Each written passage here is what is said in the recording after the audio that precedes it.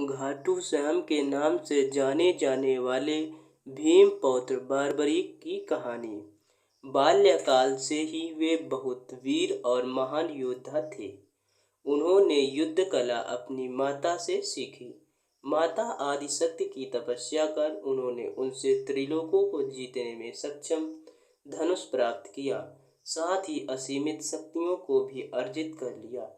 तत्पश्चात अपने गुरु श्री कृष्ण की आज्ञा से उन्होंने कई वर्षों तक महादेव की घोर तपस्या करके उन्हें प्रसन्न किया।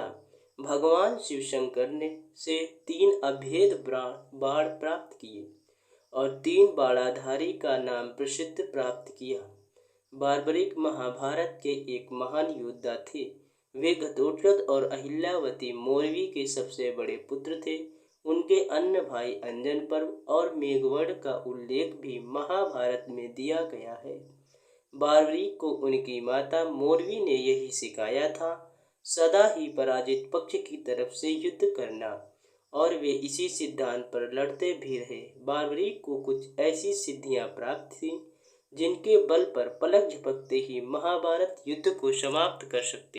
जब ये युद्ध में सहायता देने आए तब इनकी शक्ति का परिचय प्राप्त कर श्री कृष्ण ने इनके शीश का दान मांग लिया।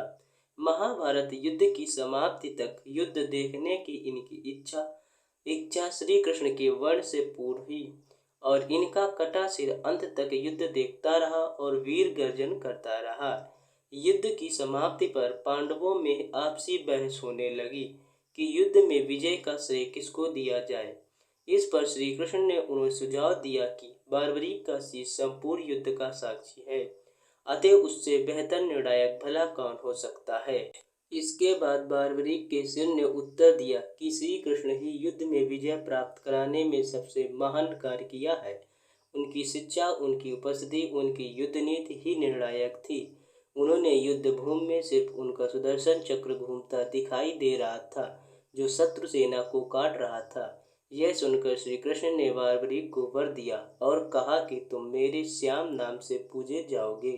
घाटू नामक ग्राम में प्रकट होने के कारण घाटू श्याम के नाम से प्रसिद्धि पाओगे और मेरी सभी 16 कलाएं तुम्हारे शीश में स्थापित होंगी और तुम मेरे ही प्रतिरूप बनकर पूजे जाओगे।